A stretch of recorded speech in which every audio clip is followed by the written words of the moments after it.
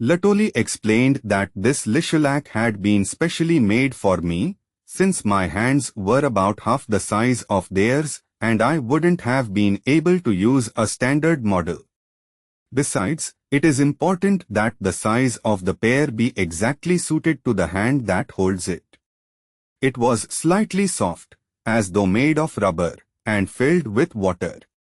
Instructions received. I gripped the lishalak so strongly that Latoli had just enough time to grab hold of me before we rose into the air.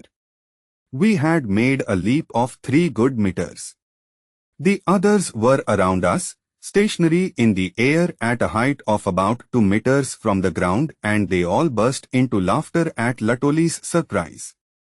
Careful, Thao said to her, Michel is a man of action. If you put an apparatus in his hand, he will use it immediately. If you press the lishalak as you just did, with a general, even pressure, you will rise vertically. If the pressure is slightly greater with your fingers, you will go left. With your thumb, you will go right. If you want to go down, either release the pressure or, to descend more quickly, you can press on the base with your left hand. As she spoke, Latoli had me practice the movements, and we had climbed to an altitude of about 50 meters when we heard Thao's voice.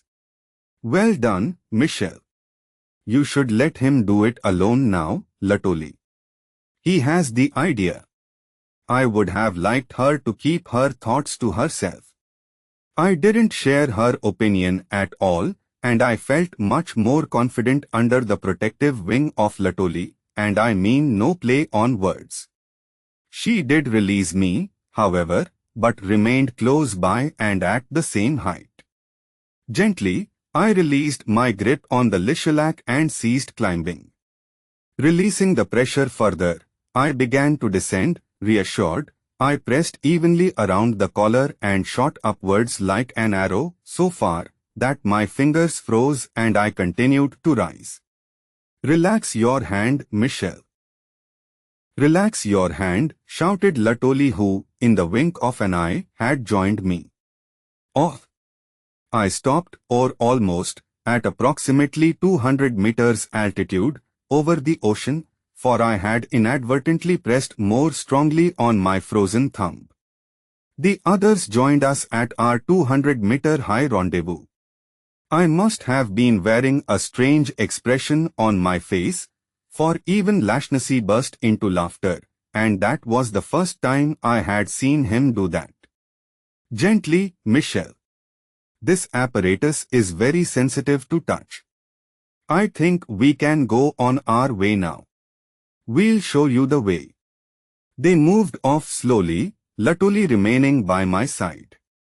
We maintained the same altitude. By pressing with the palm of my hand, I advanced smoothly and soon noticed that I was able to accelerate at will, merely by regulating this pressure on the lishalak. Finger pressure regulated height and direction.